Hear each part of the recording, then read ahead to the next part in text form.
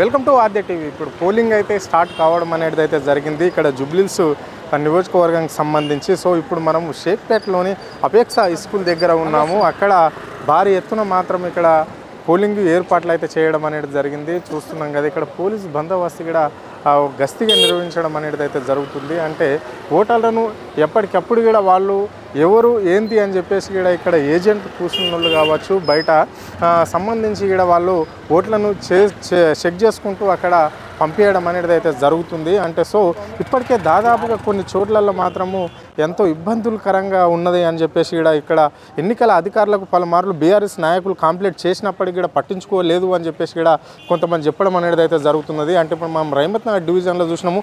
ఆడ కూడా అంటే ఎమ్మెల్సీ శంకర్ నాయక్ కంచర్లు కూడా హల్చల్ చేసినట్లు, అంటే ఇక్కడ మేము లోకల్ మా అధికార పార్టీ కాబట్టి మేము ఇక్కడనే తిరుగుతాము అని చెప్పేసి ప్రభుత్వ వైపు సంబంధించిన బీర్ల ఐలయ్య కూడా అదే వాగ్వాదానికి పోలీసులతో కావచ్చు ఇక్కడ బీఆర్ఎస్ నాయకులతో కూడా వాగ్వాదం చోటు చేసుకున్నట్లయితే మనకు కొంత ఇన్ఫర్మేషన్ అయితే ఉంది. సో ఇప్పుడు ఇక్కడ వచ్చిన ఓటర్లను మాత్రం ఇక్కడ దాదాపుగా పోలీసులు అయితే అధికార పార్టీకి సంబంధించిన వాళ్ళకు మాత్రం ఒత్తాసు పలికినట్లనే అనిపిస్తున్నది. సో వాళ్ళని మాత్రం ఏమనలేకపోతుంటే ఇక్కడ డైరెక్ట్గా కొన్ని చోట్లల్లో కాంగ్రెస్ టీషర్ట్లు వేసుకొని కూడా ప్రచారం చేస్తున్నప్పటికీ కూడా ఓటర్ల దగ్గరికి పోయి వాళ్ళు అడుగుతున్నప్పటికీ కూడా అంటే ఎక్కడైతే పోలింగ్ బూత్ ఏరియా ఉంటుందో ఆ పరిధిలో మొత్తం కూడా అలాంటి చేసినప్పటికీ కూడా అధికారులు చూసి ఉన్నట్ల వ్యవహరించడం అనేది జరుగుతుంది. అదే నేపథ్యంలో కొంతమంది బీఆర్ఎస్కి సంబంధించిన బాబా బషీరుద్దీన్ కూడా ఇక్కడ బోడబండకు సంబంధించి కావచ్చు, రైమత్ నగర్ విషయంలో కావచ్చు కొంచెం దాడులు చేసినప్పటికి కూడా ఇక్కడ పోలీసు యంత్రాంగం మాత్రం ఏది పట్టించుకున్నట్లనే అనిపిస్తుంది అని చెప్పేసి కూడా ఇక్కడ బీఆర్ఎస్ నాయకులు చెప్పడం అనేది అయితే జరుగుతుంది. ఇప్పుడు మనం ప్రజెంట్ షేక్పేటకు సంబంధించిన ఇక్కడ ఈ బూత్ దగ్గర ఉన్నాము. అంటే ఇక్కడ మాత్రం పోలీసు గస్తీ అయితే భారీగా బందోబస్తుని మాత్రం ఇక్కడ చేయడం అనేది జరుగుతుంది. ఓటర్లను కూడా ఇక్కడ వాళ్ళు ఎక్కడి నుంచి వచ్చారు ఏంటి అని చెప్పేసి కూడా ఓటర్ స్లిప్పులు పట్టుకొని వచ్చిన వాళ్ళకి కూడా వాళ్ళు ఇవ్వడం అనేది అయితే జరుగుతుంది. కొంతమంది బీఆర్ఎస్ సంబంధించిన నాయకులు కూడా ఉన్నారు. ఇక్కడ అడిగి తెలుసుకునే ప్రయత్నం మనం చేద్దాం. అన్న చెప్పండి అన్న, ఎట్లా నడుస్తుంది? ఇక్కడైతే నార్మల్గా నడుస్తుంది. ఆఫీసర్స్ అయితే బాగా స్ట్రిక్ట్గా వాడుతారు. ఎవరైతే ఐడి ప్రూఫ్ చూపెడితేనే వాళ్ళకి వేస్తున్నారు. ఇప్పటికైతే పరిస్థితి ప్రశాంతంగానే ఉన్నది. కానీ మీరు డిఫరెన్స్ చూస్తే మా బూత్లో 2-3 కూర్చున్నారు. వాళ్ళకి ఏమంటలేరు. ఎంత జనాలు ఉన్నాయి మీరు చూడండి. ఎవరు వీళ్ళంతా మీకు సంబంధించిన మీ బూత్లకి సంబంధించి బీఆర్ఎస్కి సంబంధించి వాళ్ళు కొంతమంది ఉంటే కాంగ్రెస్ వాళ్ళు ఎంతమంది ఉంటారు మీరు చూడండి. ఇక్కడ అక్కడ పోలీస్ వాళ్ళు కూడా ఉన్నారు. కానీ వాళ్ళు చూడు ఇక్కడ అక్కడ కుప్పలు వాళ్ళది ఉన్నది. వాళ్ళు రూల్స్ ప్రకారం ఎంతమంది ఉండాలని చెప్పేసి మీకు ఎన్నికల కమిషన్ మీకు ఇచ్చింది బూట్లు చెప్పారు 2 ఉండాలి అని. సరే అని మేము 3 ఉంటే మాకు ఒక మనిషికి ఎలా కొట్టేస్తుండే ఇక్కడ నుంచి. కానీ పోలీసు వాళ్ళు అక్కడ పోమన్నారు. మళ్ళా తర్వాత పోలీసు వాళ్ళు ఏదో మాట్లాడేస్తే మళ్ళీ ఎక్కడెక్కడే ఉన్నారు. సో టీషర్ట్ వేసుకొని లోపల ఉంటే వాళ్ళు బయట పంపించేది టీషర్ట్ ఉంటే. ఇప్పుడైతే ప్రశాంతంగానే ఉన్నది అన్ని వాతావరణం.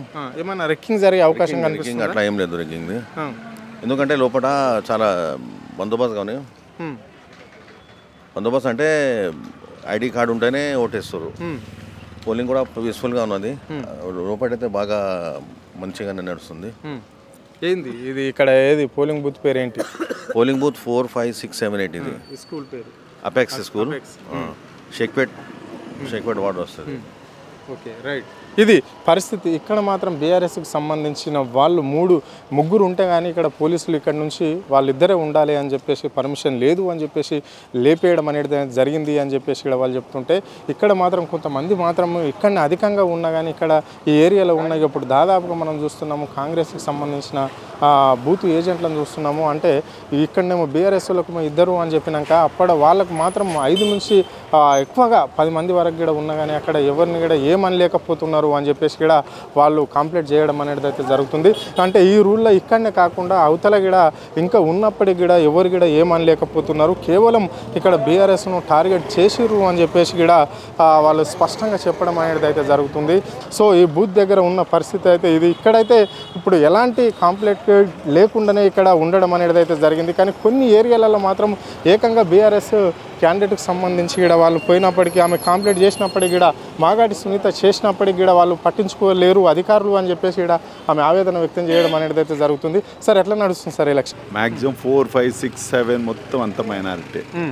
Okay okay. ఇందులో ఎన్ని బూతులు ఉన్నాయి సార్? 5 బూత్లు ఉన్నాయి. 4, 5, 6, 7, 8 5 బూత్లు ఉన్నాయి. అంటే అందులో మైనారిటీ అన్ని ఉన్నాయి. Minority 4, 5, 6, 7 minority.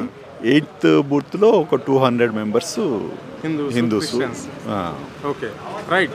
ఈ స్కూల్ దగ్గర దాదాపుగా 5 బూతులు ఉంటే మాత్రం మనలో మైనార్టీకి సంబంధించినవి మేజర్గా ఉన్నాయి అని చెప్పేసి ఇక్కడ స్థానికులు చెప్తున్నారు, ఓటర్లు చెప్తున్నారు. అంటే ఇప్పటి వరకు అంటే 4 బూతులలో కూడా ఇక్కడ మైనార్టీ ఓట్లే మేజర్గా ఉండడంతో కేవలం ఒక్క బూత్లో మాత్రమే హిందువులు కావచ్చు, క్రిస్టియన్స్, అదర్స్ సంబంధించిన మతాలకు సంబంధించిన వాళ్ళు ఉంటారు అని చెప్పేసి వాళ్ళు చెప్తున్నారు. కానీ ఇక్కడ చూస్తున్నాం, ఈ బూత్ల దగ్గర చూస్తున్నాం, కొంతమంది అయితే కాంగ్రెస్కి సంబంధించిన వాళ్ళు మాత్రం టీషర్ట్లు వేసుకొని మాత్రం ఇక్కడ ఉండడం అనేది అయితే జరుగుతుంది అని చెప్పేసి మనము చూసినట్లయితే మనకు విజువల్స్లో స్పష్టంగా కనిపిస్తున్నది. అంటే బూతుల వారిగా చూస్తుంటే అంటే ఇక్కడ ఎవరైతే పర్మిషన్ ఉన్నదో ఒక 2 ఉండాలి అని చెప్పేసేమో బీఆర్ఎస్ పార్టీ నాయకులకు చెప్తే మాత్రం ఇక్కడ అధికార పార్టీకి మాత్రం సంబంధించిన వాళ్ళు ఎంత ఉన్నా కానీ ఇక్కడ పట్టించుకోవడం లేదు, అధికారులు కావచ్చు, పోలీస్ డిపార్ట్మెంట్ కావచ్చు అని వాళ్ళు స్పష్టంగా చెప్పడం అనేది అయితే జరుగుతుంది.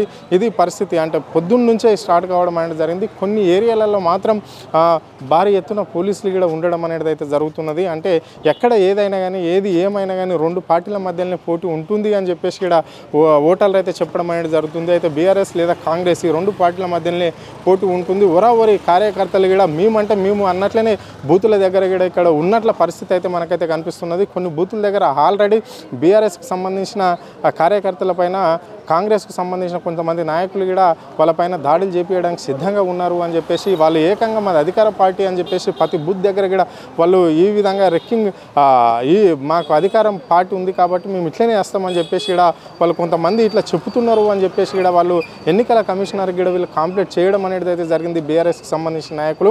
అయినప్పటికీ కొంతమంది చూడనట్లనే వ్యవహరిస్తుంది. ఇదే నేపథ్యంలో ఏకంగా అక్కడ ఎవరైతే ఉంటారో ఎమ్మెల్యే క్యాండిడేట్ అయిన మాగాటి సునీత ఇక్కడ ఓ డివిజన్లో అయితే డైరెక్ట్గా ఆమె ప్రశ్నించడం అనేది అయితే జరిగింది అధికారులకు. ఎందుకు ఇలాంటివి చేస్తున్నారు, ఎందుకు మరి అక్కడ కాంగ్రెస్కి సంబంధించిన ఎవరికి ఏమనలేకపోతున్నారు, ఓన్లీ బీఆర్ఎస్ని ఎందుకు టార్గెట్ చేశారని ఆమె నిలదీయడం అనేది అయితే జరిగింది. కానీ కొంతమంది మాత్రము అదరకుంటా బెదరకుంటా ఇది ఏది అయితే ఏది కానీ అనే ఒక సిద్ధాంతంతో ఒక ఆలోచనతో టీషర్ట్లు వేసుకుని ఓటర్లను మొదలుపెట్టే విధంగా చేస్తున్నారు. ఇప్పుడు సో దాదాపుగా అన్ని బూతులల్లో ఇప్పటి వరకు అయితే ప్రశాంతంగానే, కొన్ని బూతులలో మాత్రము కొన్ని బూతులలో మాత్రం వాళ్ళు ఏదో ఒక రకంగా చేయాలనే ఒక ఆలోచనతో ముందుకు పోతుర్రు అని చెప్పేసి మాత్రము కాంగ్రెస్కు సంబంధించి నాయకులు అలా మాట్లాడడం అలా చేయడం అనేది చెప్పేసి ఇప్పుడు ఎమ్మెల్సీ శంకర్ నాయక్ కావచ్చు, లేకుంటే ప్రభుత్వ విప్ అయిన బీర్ల ఐలయ్య కావచ్చు, వీళ్ళు నేరుగా బూత్లకు పోవడం అనేది చూసేసి కొంతమంది బీఆర్ఎస్ నాయకులు మాత్రం ఏదో జరగబోతుంది, ఏదో చేస్తున్నారు అని చెప్పేసి వాళ్ళు అనుకుంటున్న నేపథ్యం. అదేవిధంగా కొన్ని ఏరియాలలో అంటే మేజర్గా ఇప్పుడు షేక్పేట ఉంది, షేక్పేట ఏరియాలలో కొన్ని ప్రాంతాలలో అలాగనే జరుగుతుంది అని చెప్పేసి అనుకుంటున్నారు. ఏదంటే కొంచెంమంది కాంగ్రెస్ నాయకులు వస్తున్నారు కాబట్టి కొంచెం ఇబ్బందిగా పడుతున్నాము అని చెప్పేసి ఇప్పుడు మనకు సంబంధించి వాళ్ళు చెప్పడం అనేది జరిగింది. ఈ బూత్ దగ్గర ఉండే దాదాపుగా ఇప్పుడు మనం చూస్తున్నాం, విజువల్స్ చూస్తున్నాం, స్పష్టంగా అర్థమవుతుంది కాంగ్రెస్కి సంబంధించిన వాళ్ళు ఎలక్షన్కి కాంగ్రెస్కి సంబంధించిన వాళ్ళు బయట ఎంతమంది కూర్చున్నా కానీ ఒక అధికారి పట్టించుకోవడం లేదు. వాళ్ళ ఓటర్ స్లిప్పులు చూపెట్టేటప్పుడు ఓటర్ల దగ్గర అని చెప్పేసి వాళ్ళు చెప్తున్నారు. కానీ కేవలం బీఆర్ఎస్కి సంబంధించిన వాళ్ళని మాత్రం ఇద్దరినే ఉండాలి అని చెప్పేసి అంటున్నారు అని చెప్పేసి వాళ్ళు స్పష్టంగా చెప్పడం అనేది అయితే జరుగుతుంది. ఇప్పుడిప్పుడే ప్రశాంతంగా ఇక్కడైతే ఓటింగ్ మనం ఎక్కడైతే ఉన్నామో షేక్పేటలో ఉన్నామో అక్కడ ప్రశాంతంగానే ఓటింగ్ నడుస్తుంది అని మనం చెప్పుకోవచ్చు.